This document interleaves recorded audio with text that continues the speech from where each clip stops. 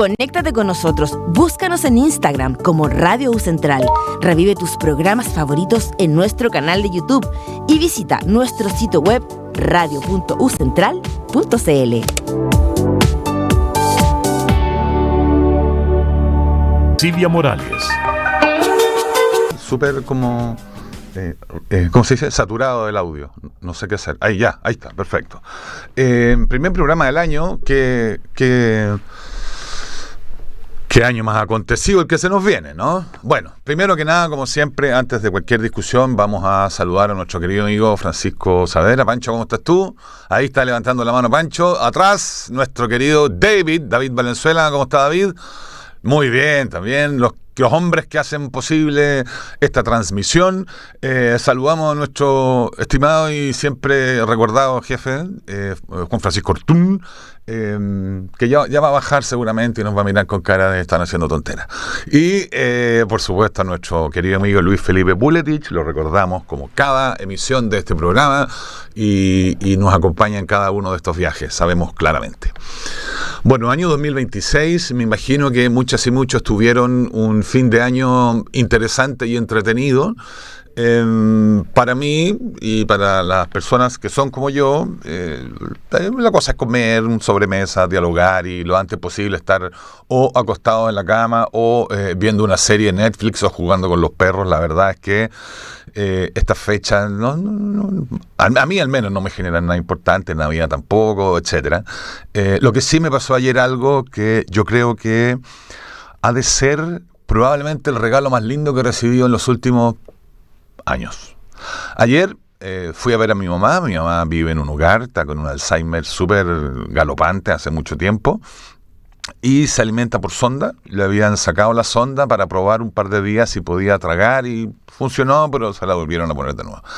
Sin embargo, hay cosas que ella come de manera por la boca, yogur y cosas así, y ayer me tocó darle yogurt, y fue una experiencia. A mamá abre la boca, toma el yogur, como a las guaguas, limpiarle la boca con la cuchara. Fue una experiencia preciosa, bellísima, y se la recomiendo a quien pueda. Alimentar a un ser humano así, que está en una discapacidad, es un regalo súper bonito de la vida, más aún, bueno, en el caso mío, mi mamá. Entonces, como partir el año dándole comida a la mamá para que comiera y no estuviese con la sonda, es súper lindo y súper bonito. De verdad lo recomiendo. Yo les conté alguna vez que además estuve en un viaje hace muy poco tiempo en el hospital donde ella nació, en Italia. Estuve en la ciudad de Bari, en el puerto de Bari, que es donde ella nació, y entré al hospital donde nació. Entonces, es súper loco porque además mañana cumple 82 años. Entonces es como ir al lugar donde nació, mañana cumple 82 años, darle comida en la boca, es como todo así, muy, muy bello, muy bonito. Creo que el único regalo que he recibido en estas fiestas, y me encanta, pero bueno, el mundo está, ¿cómo diríamos, estimado amigo? Francisco, ahí está, dale, ¿cómo está el mundo? ¿Complejo?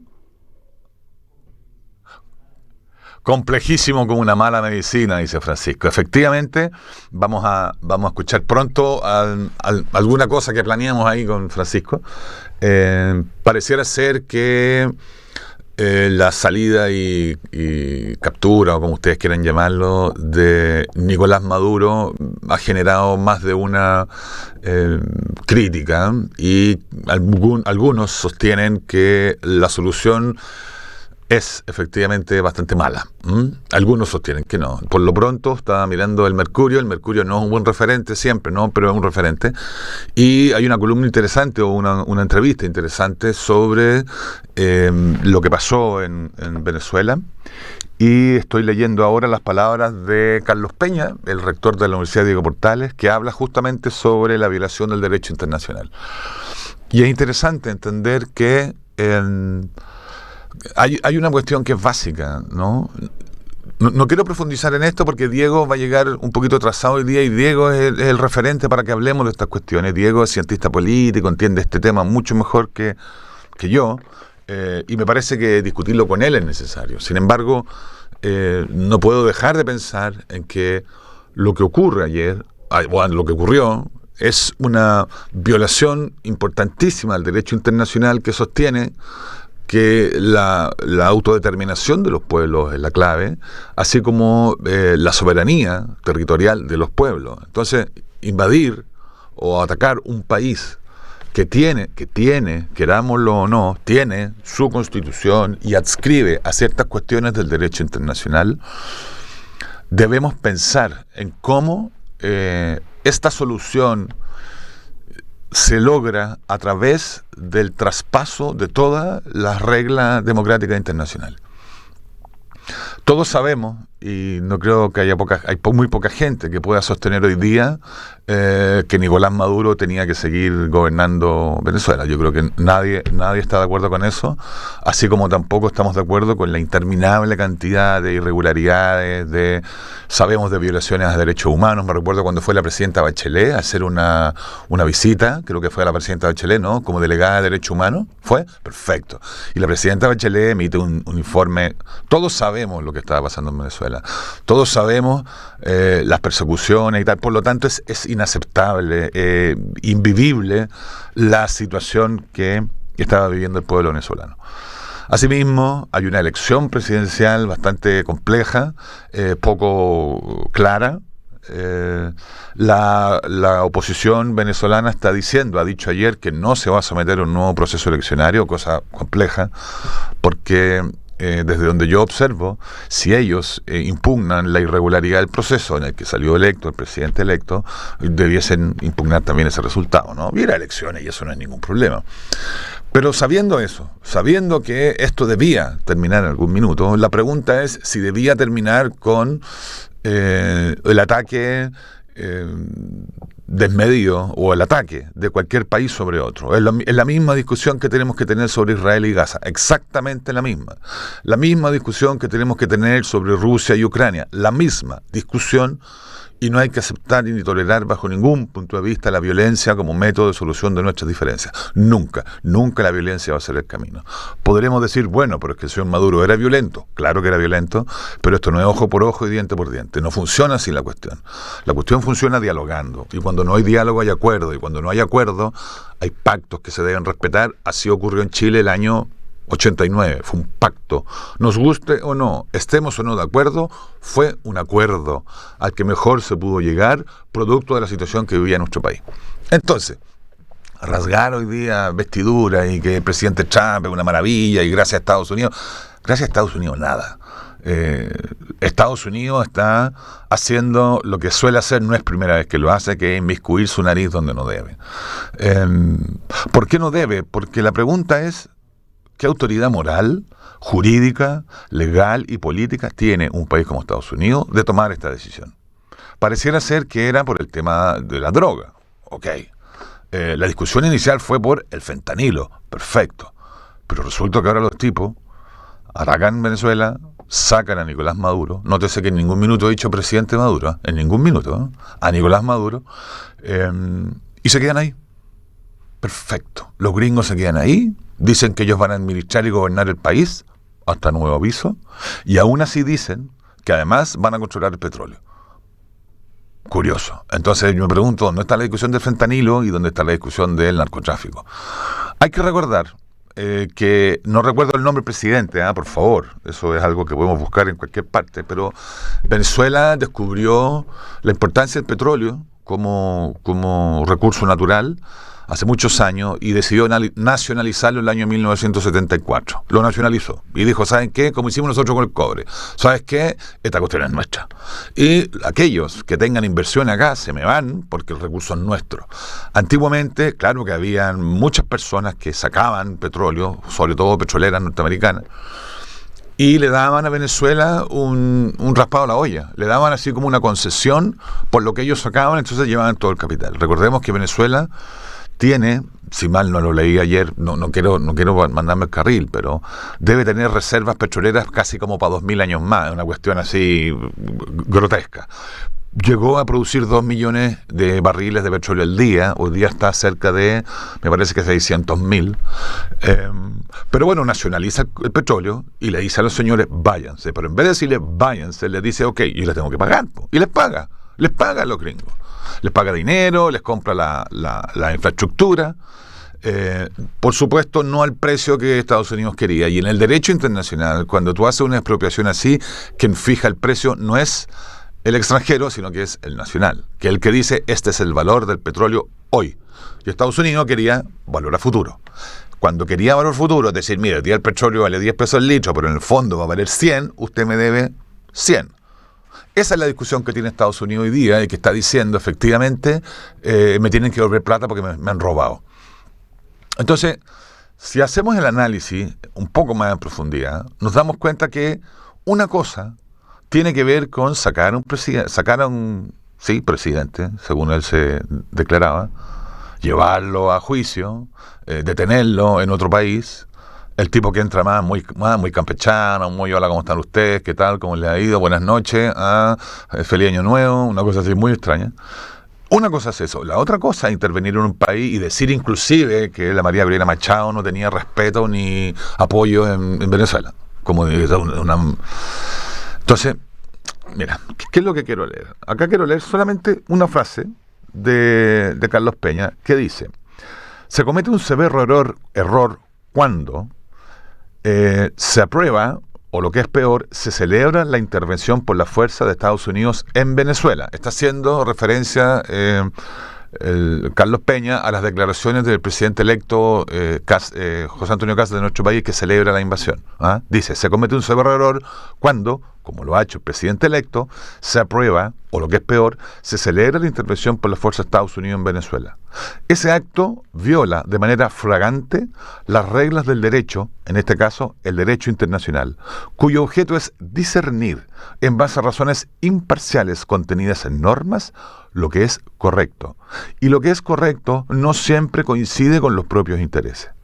Alguna vez coincidió con los propios intereses el sometimiento a procesos de Pinochet, pero el gobierno de Chile, atendiendo a las reglas del derecho, defendió entonces el juzgamiento en Chile. Abandonar las reglas del derecho significa conceder que quien tiene el poder tiene por solo ese hecho la razón. Y ahí estamos un problema. Ahí estamos un problema porque pareciera ser que la cosa va a seguir exactamente igual con un tipo que, recuerda, 190 naves, esto es David contra Goliat, ¿sí? El ejército venezolano, cualquier país diría yo, al lado del ejército norteamericano o estadounidense, porque no es América del Norte, es solamente Estados Unidos, no me vengan con cuestiones, ni es América, no, por favor, es solamente Estados Unidos. Ahora, lo que sí será es Estados Unidos de América, porque el otro país es Estados Unidos de México, ¿cierto? No me vengan con cosas, nada de que... Bueno, y hay otra noticia que me parece acá terrible, dice: una fiebre del oro masiva, inversionistas viajan a Venezuela a evaluar, meter plata en Venezuela, ok, cada uno hace lo que quiere con sus monedas,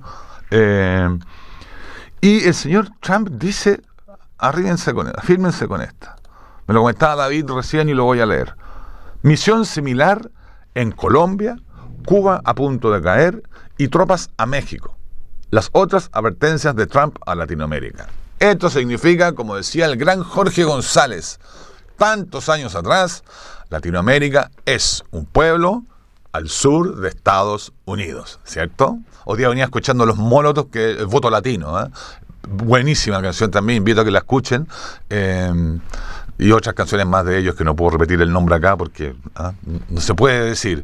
Pero bueno, entonces la invitación siempre va a ser a que discutamos, a que conversemos y a que hagamos análisis más profundos de las situaciones. Decir Estados Unidos sacó a Maduro, ok, probablemente Estados Unidos sacó a Maduro, pero el análisis, como siempre hemos mencionado con Diego, es mucho más profundo y debe ser mucho más profundo.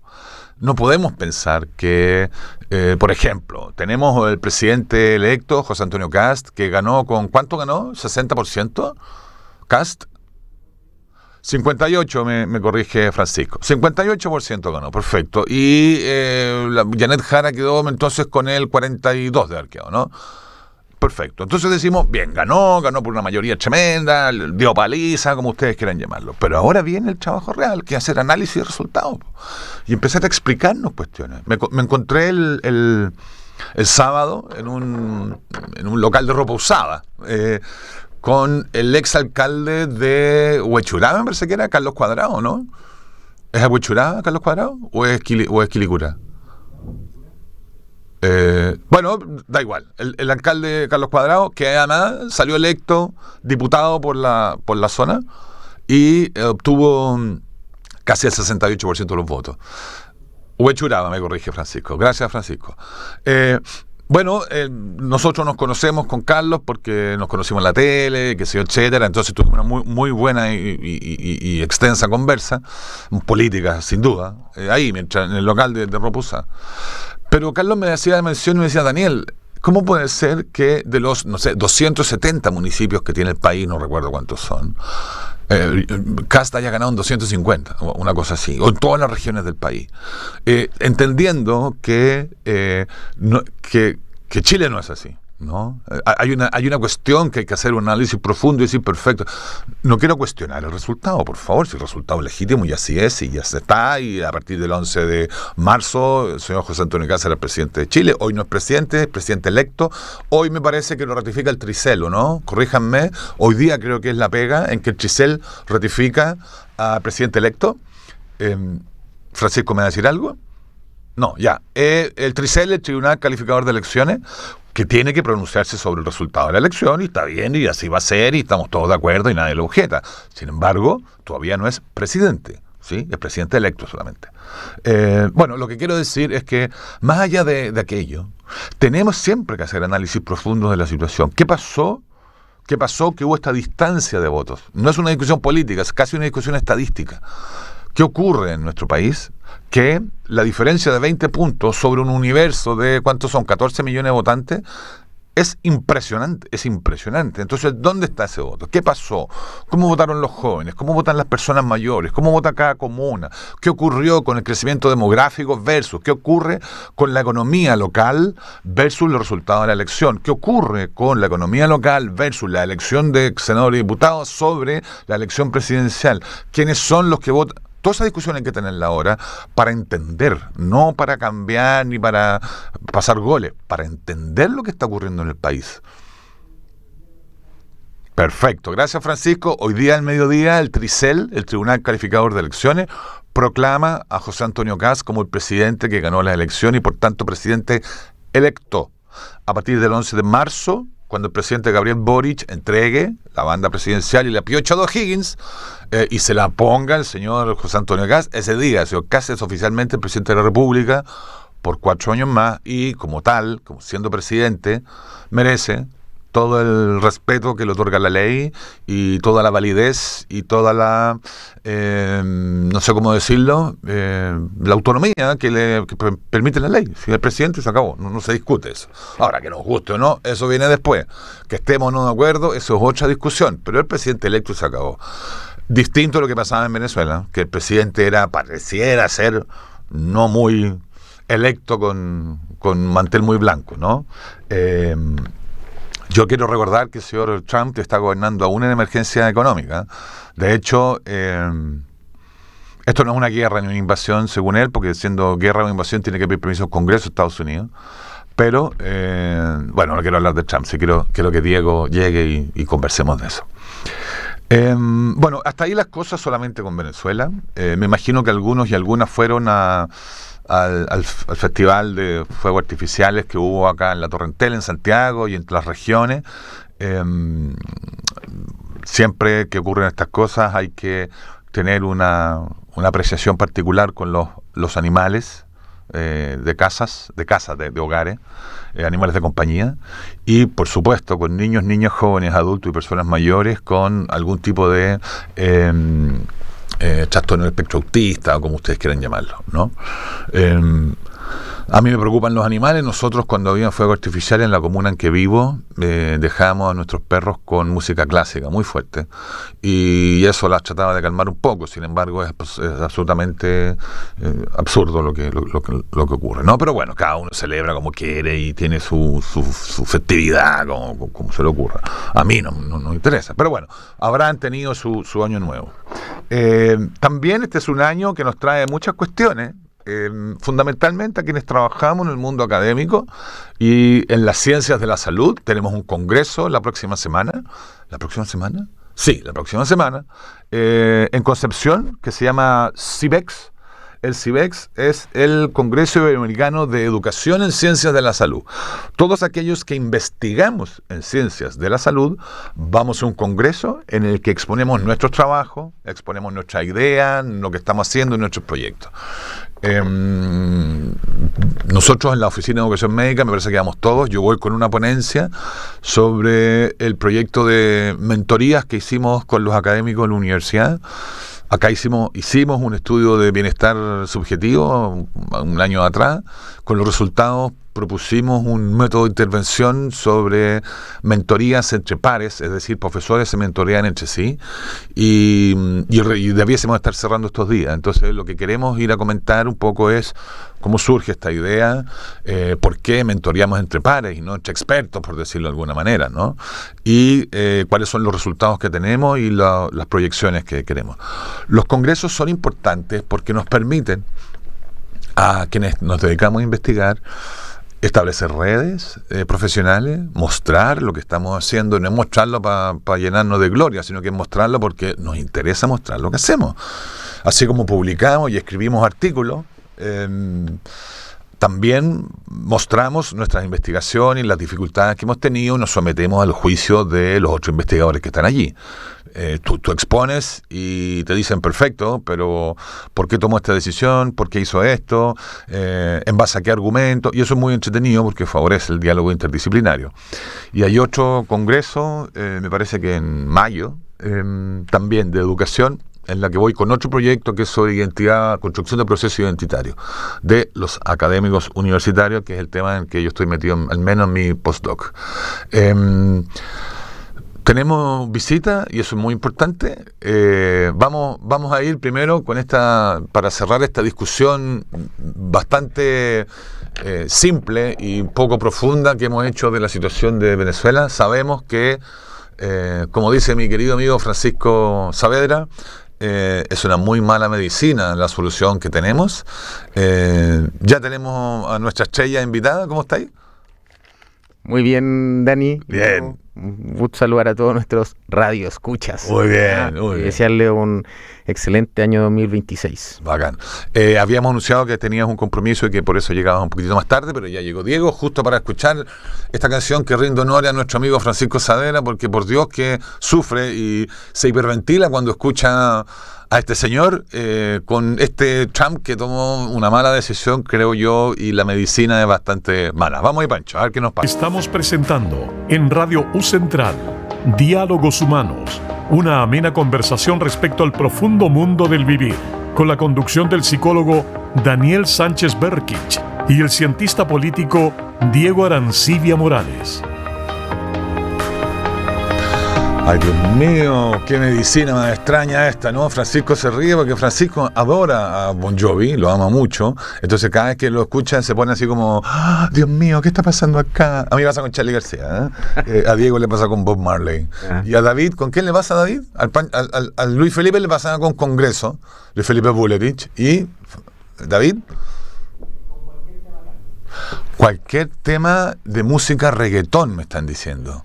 Por favor, Francisco. No, country. Ya, muy bien, la música country. Bueno, estamos en Diálogos Humanos, el primer programa del año.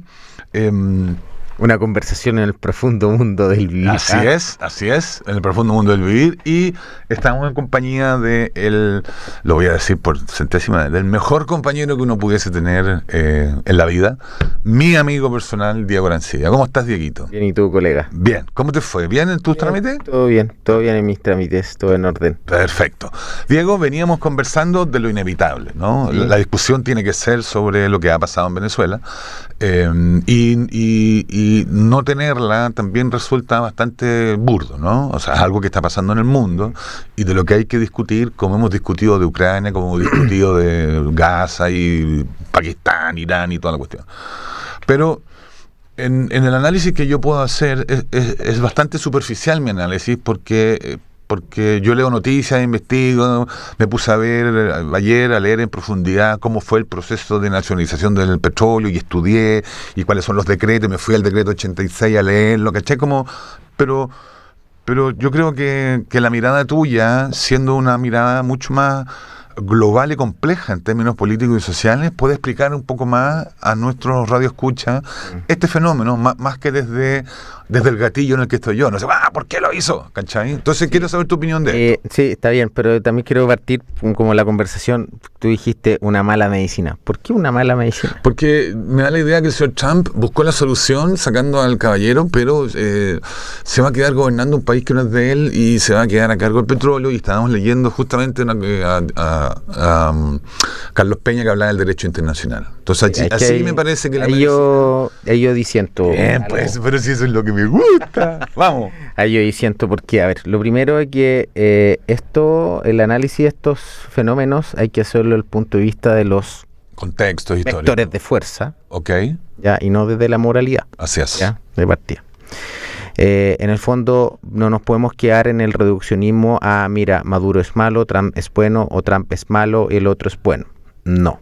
¿Ya? ¿Por qué no? Porque de alguna forma lo que hay en esa fórmula estamos reduciéndolo a un tema de moralidad, y acá no es un tema de moralidad. Hay una cuestión que allí está implícito aspectos políticos, aspectos económicos, aspectos sociales que obviamente son muy importantes, pero también la forma de cómo entender las relaciones internacionales, ¿ya? Y en ese sentido también una cosa, y claro, ahí quiero un poco ir a lo que tú preguntabas en un principio. Una cosa es ver la situación de Venezuela, sí, ¿cierto? Por qué se actuó de la forma en que se actuó, cómo se actuó, pero también poder entender cuál es el contexto de esto y pensarlo, insisto, más para que se entienda, pensarlo más globalmente. Ok, para las personas que nos escuchan, por eso te hago la pregunta de por qué no hacer un análisis moral, ¿no? Cuando decimos que ocurrió esto, que puede ser condenado por muchos o celebrado por otros también, lo que tú nos estás diciendo es perfecto, pero el análisis que hay que hacer de esta situación es muchísimo más complejo que solamente decir se fue Maduro, Venezuela es libre.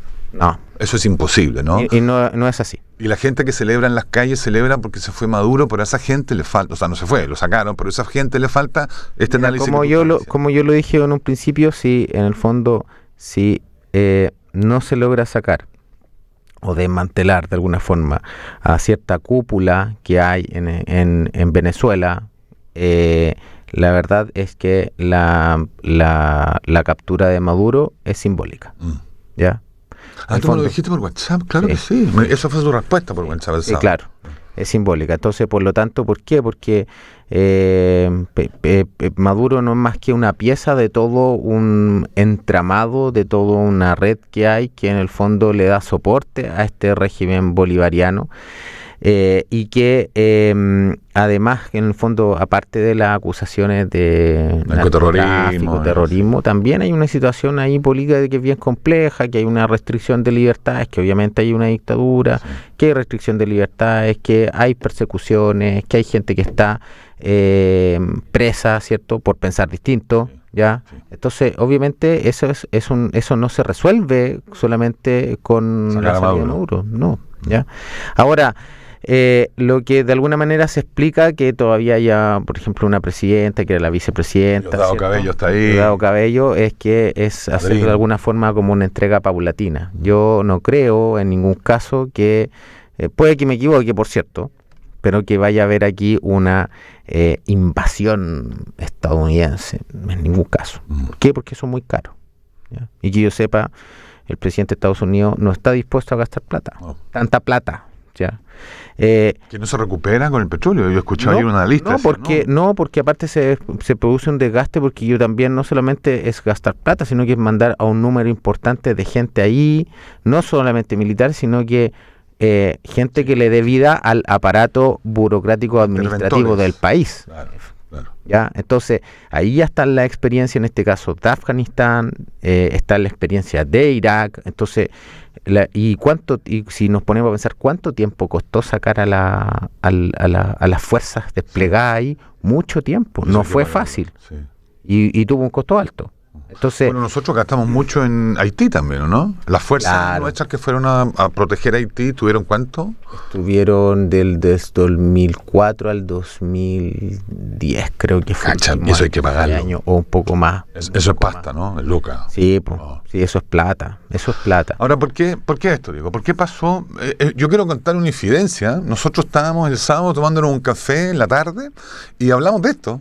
¿El sábado nos juntamos? Sí, ¿no? el viernes. El viernes. Oye, ¿qué va a pasar? Que Venezuela, entre tantas conversas que tuvimos con Diego, tomando un rico café y unos croissants, no, Venezuela, y como que no era algo así como, oye, esto va a pasar hoy día en la noche. Y al día siguiente, decir, Diego, ¿qué pasó? ¿Qué entró? ¿Sí? Sí. ¿Por qué Estados Unidos hace esto? A ver, Estados Unidos también ha declarado que su centro, por mucho tiempo, su centro de gravedad estuvo puesto en Medio Oriente. ¿Ya? En otro tiempo estuvo puesto también en el Pacífico, pero hoy día está puesto en América Latina. Una América Latina que, como para explicarlo simple, como Estados Unidos desde de unos 20 años a la fecha dejó, un poco menos, ¿cierto? Dejó de lado esta zona, ¿cierto? Que de alguna manera que no generaba mayor problema ni mayor perturbación, ¿cierto? Entonces permitió colocar los focos puestos en otra parte. Pero ¿qué pasó? Que esta zona, en el fondo, al estar preocupado de otra, quedó de alguna manera sin la atención y fue capturada por la izquierda. No. Voy a hablar de política internacional. Vamos, por favor, por los Diego, chinos. si tú eres el maestro. Por los chinos. ¿Por los chinos? A ver. ¿Ya? Entonces, ¿por qué por los chinos? Porque obviamente tú acá te has fijado que hay una alta como inversión en distintos rubros, ¿cierto? Y que si lo vamos a lo más simple y cercano a uno saliendo de la casa, mall chino. Sí, claro. Mall chino. Sí. Muchos mall chinos. Lo digo por el fondo para que se vaya como teniendo un poco la cercanía. China. Entonces hay mucha influencia. Y los chinos han gastado mucho plata en el país. Han invertido mucho. En el fondo, un ejemplo. ¿En la región? No, en la región. Okay. En la región, en distintos espacios, haciendo inversiones, negocios, ¿cierto? Los automóviles, por ejemplo. ¿Ya? Minería y otras cosas más, ¿no? Entonces, y junto con eso también otro botón de muestra es toda esta asistencia, finalmente, asistencia internacional que dio con motivo de la pandemia, con la cantidad de mascarillas, ventiladores mecánicos, insumos médicos que obviamente que entregó como una asistencia al país, a los países, en el fondo como una ayuda, ¿ya? Entonces, se le estamos en deuda. Eso es lo que se genera. Okay. Eso es lo que se genera. ¿Ya? Entonces, claro, en el caso de Venezuela, el 80% del petróleo que se vende o que se vendía, ¿ya? Era a los chinos. Y rusos es otro gran... Sí, claro, también. Pero el mayor porcentaje se lo llevaban ellos. Entonces, Estados Unidos que decidió, pero también entender que muchas veces los conflictos se producen o los intereses están puestos por los recursos estratégicos, ¿cierto? Litio, agua, cobre, petróleo, oro, plata. Lo que también en algunos espacios se denomina como las tierras raras. Que son minerales que sirven para producir otras cosas, ¿no? Y generalmente son minerales que sirven para producir sobre todo tecnologías. Sí. Mira, yo necesito este mineral, va a ser el microchip de este dispositivo. Exacto. Que me detecta las señales marítimas en la costa oeste. Y esa tierra rara o ese mineral está en tal país, en tal región, entonces yo quiero eso para poder... Ok, perfecto. ¿Ya? Entonces, de alguna forma, a lo que voy es que Estados Unidos no ataca las instalaciones o las bases militares venezolanas y saca a Maduro porque es malo, ¿ya? Lo saca en el fondo porque acá hay un interés también en reposicionar su rol en América Latina. ¿Y la pelea ahora es con los chinos, entonces? Es que la pelea con los chinos viene ya hace mucho tiempo. Desde No necesariamente. Me lo llevo a los últimos años con el tema de la guerra comercial. En el fondo, este tema con el cual llegó Trump, que se hizo muy famoso. Mira, a ti te voy a subir tal arancel y tú me caes bien, no te voy a subir tanto. No, tú te portas bien, entonces a ti te voy a dar tanto. Bueno, eso también forma parte de... Y también esta escalada que hubo en algún momento de 5, 10, 20 mil. Claro, ¿no? Y de subo ahora 200%. Sí, claro. Entonces, claro, eso ya venía hace mucho tiempo. ¿Ya? Okay. Y eso, claro, eso se extrapola también a la importancia que tienen, por ejemplo, las misiones diplomáticas, los embajadores, por ejemplo, el embajador de Estados Unidos en Chile o el embajador chino. ¿Que estaba bauteando al presidente Boric, el embajador? No lo sé, no lo vi. Fue raro. No lo vi. Espero que el presidente reconozca que lo que hizo el presidente Trump está bien. No lo vi. Bueno. No, pero es que aquí también hay que verlo también todos que acá juegan un rol. Sí, a nadie se le escapan las cosas. Todos juegan un rol y todos asumen distintas, cómo voy a actuar aquí frente a esta situación. En el fondo, ¿cuál va a ser mi rol? Porque aquí tengo que, no sé, marcar presencia o dar una señal de firmeza o dar una señal de empatía o dar una señal de descontento, bueno. El ejemplo que se me ocurre señales. para graficarlo fue cuando en medio de la campaña presidencial el presidente Boric dice en cadena nacional esto de los 6.000 millones de dólares del presidente electo, ¿no? Entonces se mete el presidente Boric en la discusión. No lo debía haber hecho, por cierto. Ok, pero yo también creo. Pero no fue algo que se le salió en el minuto. No, claro. Algo que viene profundamente estudiado, medido y hasta te diría voy a hacer la cadena nacional para esto. Sí, Ahora, ¿qué pasa ahí con Venezuela con Estados Unidos y con China respecto al petróleo? Y lo que me llama la atención es lo que acaba de decir Trump respecto de Honduras, Colombia, no sé qué, apróntense México porque vamos para allá. No, lo dijo respecto a Colombia, Cuba y México. Pero en realidad yo creo que es que ahí en realidad no... El único caso podría ser en Cuba. Yo te podría decir que hay cercanía, pero recursos que yo sepa no hay muchos. El caso de Colombia, yo creo que es más una retórica en el mismo plano que lo coloca el presidente que tiene Colombia. Claro, Petro, ¿no? Sí, que precisamente no se caracteriza por la sensatez ni la cordura, digamos. Tiene posibilidad de entrar con visa colombiana a Estados Unidos. Sí. Además, porque en el fondo también él fue de alguna manera siendo presidente de su investidura, fue irrespetuoso con otro país, digamos. Y bueno, y lo que dijo de José Antonio Caz también, ¿no? Sí, también. Entonces, ¿y México? México yo creo que es parte del juego, el juego retórico. El bravucón. Sí, claro. Porque en el fondo, acá lo que hay que entender es que pueden haber retóricas discursivas, pero que no necesariamente son literales, ¿ya? Sino que forman parte del juego. Diego, ¿la salida de Maduro negociada, dicen algunos? Yo creo que sí. Sí, cierto. Te entrego el petróleo, déjame tranquilo. 3 años en la cárcel. No sé, así como si entregar petróleo, pero también implica como desmantelar todo aquello que me perjudica acceder a eso finalmente. Pero si Maduro se va preso. O sea, ¿qué salida es esa para él? O sea, pero que puede ser una salida, puede que vaya a negociar ahora, pues. Y si ahora empieza él a hablar y entrega todo. Ok. Entonces usted le va a dar 1 año y después váyase a Alaska tranquilo toda la vida. No se sabe eso, eso es incierto. Es un poco lo que pasó con Noriega. Preso para el público, dice Francisco. Preso para el público, dice Francisco. Puede ser, yo creo que todo es incierto. Todo esto es, en el fondo, hay que esperar cómo se desencadenan los hechos.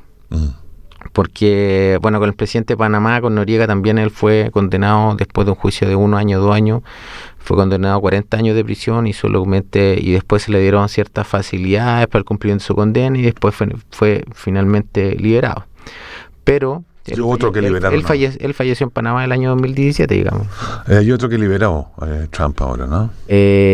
No lo sé. Estaba condenado a 49 años y lo liberaron. No estoy al tanto de ese caso. Pero claro, entonces ahí yo, si alguien quiere investigar más, ver también un poco qué es lo que podría ocurrir, ver el caso de Noriega, el dictador que había en Panamá, ¿cierto? Y que obviamente en la invasión que hace Estados Unidos en el año 89 lo saca, ¿ya? Y lo enjuicia. Sí, bueno, los que somos más viejos nos acordamos mucho de eso. Diego, la pregunta que quiero hacerte, que me parece que tu opinión es muy importante acá. ¿Qué es lo que viene ahora en términos del reordenamiento de las fuerzas mundiales? ¿Qué es lo que pasa ahora con esto, que es una manera de mostrar fuerza súper heavy, que también es un mensaje que le está enviando a todos los países del mundo, ¿no? Entonces, ¿cómo se reordena esto? Cuando le paró el carro al presidente Sánchez algún tiempo atrás de español, cuando hace esto no sé qué, cuando le dice a los rusos, cuando se mete en Irán. ¿Cuál es el ordenamiento de ahora para este presidente que le quedan 3 años? Bueno, yo creo que estamos frente a claramente, voy a decirlo en un lenguaje muy poco académico, pero el presidente Trump pateó el tablero, ¿ya? Y lo obligó a que se reordenara, ¿ya? En el fondo asumiendo este protagonismo de Estados Unidos en el asunto de política mundial, que estuvo por algún tiempo, digamos, bastante... alejado, que fue bastante frío, ¿ya? Pero ahora se nota que hay un involucramiento como mayor, cuestión que caracterizó a ese Estados Unidos, no sé, de la Guerra Fría, ¿cierto? En esta confrontación ideológica a través de enfrentamientos indirectos entre la Unión Soviética y Estados Unidos. Pero ahora, en el fondo, este reordenamiento está propiciado por Estados Unidos y también frente, en el fondo, al avance, insisto, que ha tenido China en los últimos años. Ya, ahora, a nivel como de las grandes potencias, en el caso de Rusia, se puede ver que está en una situación muy desgastada, producto de la guerra de Ucrania, que obviamente para poder hacer cuestiones como estas, acciones como esta, se hacen los sondeos previos, se hacen cuál serían las posibles respuestas o qué va a pasar con. Entonces también hay un estudio como adecuado de los contextos, porque quizá hay condicionantes que no se cumplen, por ejemplo, que un país esté demasiado empoderado, tenga una reunión muy importante, un hito muy importante, obviamente que ahí el hecho no va a marcar si que genera un ataque, por ejemplo. Sí, claro, porque la opinión se da por otro lado. Sí, ¿no? Claro, y también la respuesta con un país que está empoderado podría ser distinta, ¿ya? Con un Estado. Acá en el caso, por ejemplo, no sé, de países como Brasil, como México, que obviamente tienen una distancia ideológica con el gobierno de Estados Unidos, van a marcar las diferencias, pero más allá de eso, no creo que vaya a haber mucho impacto.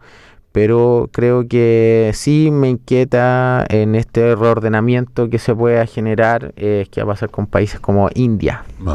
¿Ya? India es un país muy gigante, una superpotencia se podría decir, que ha crecido mucho en los últimos años, pero ¿cuál va a ser el rol que va a asumir en este orden nuevo? En este como reordenamiento, que en realidad yo creo que no hablaría como de reordenamiento, porque mucho se habla como tú lo dijiste recién, del nuevo orden mundial y el nuevo orden mundial. Yo la verdad es que creo que el mundo se tiene que mover siempre. ¿Ya? Entonces el nuevo orden mundial obedece como a hitos de la historia que han sido entiendo perfectamente. Hitos. Sí, Por ejemplo, el término de la Segunda Guerra Mundial, la creación a continuación de la Organización de Naciones Unidas, ¿cierto? Y que vino después la creación del Estado de Israel, bueno, y una serie de hechos que en el fondo van marcando ahí como una nueva forma de un nuevo orden. Pero la verdad, yo ahora, como están los tiempos actuales, no me atrevería a hablar de nuevo orden, sino que creo que es parte del movimiento normal que debe tener y que tiene la política mundial. Para nosotros, para nosotros. No tú y yo, para nosotros Chile. Para nosotros como país. Sí. Digo, por el litio y todo el tema. No. Además que señor Kass ya... No, porque aparte que hay que considerar que Chile tiene un botón de muestra la elección que acaba de pasar. La candidata que perdió va a saludar al candidato que ganó, el candidato que ganó le da las gracias en su primer discurso, después el presidente lo llama por teléfono, hablan, hay una buena cordialidad, lo recibe. Entonces, eso es un botón de muestra que por más que nosotros como país tengamos muchas fallas, este es un país que funciona, que está estable, que hay diferencias, que son válidas, que obviamente hay distintas connotaciones en los gobiernos que es propio de una democracia. Entonces, la estabilidad de la democracia también ayuda mucho a... No nos metamos con ellos porque la cosa les funciona bien. Y también diálogo humano, o sea, ¿sabe que con este tema podemos conversar? El distinto sería cuando se extrapolan las posiciones y yo efectivamente, pero nosotros creáramos como tuviéramos como país una condición que es de restricción de libertades, falta de diálogo, adhesión a solamente a un bloque, entonces... Diego, mira, quedan 2 minutos y 15 segundos de programa. Eso pasa por llegar tarde. Gracias. Sigamos dándole vuelta a la otra semana a este tema con más profundidad. Veamos qué pasa esta semana con Maduro y tal. Veamos un poco cómo se reordena Venezuela, a ver si podemos seguir este análisis también más macro, que me parece importante hacer el llamado siempre de leer, documentarnos, informarnos, siempre. Sí, no, y la verdad es que leer con información que sea de fuentes confiables, de fuentes que conocidas, porque hay mucha información que circula. Voy a dar un ejemplo. Poco complejo. Voy a dar un ejemplo breve y vamos con la última canción. El fin de semana vi una foto de 2 policías llevándose a Nicolás Maduro y lo primero que hago, yo que soy un tipo que leo todos los días, pues, lo primero que hago es se la mando a Diego y te digo, Diego, ¿es verdad esto? Me dicen, no, eso es fake news. Y efectivamente era una fake news.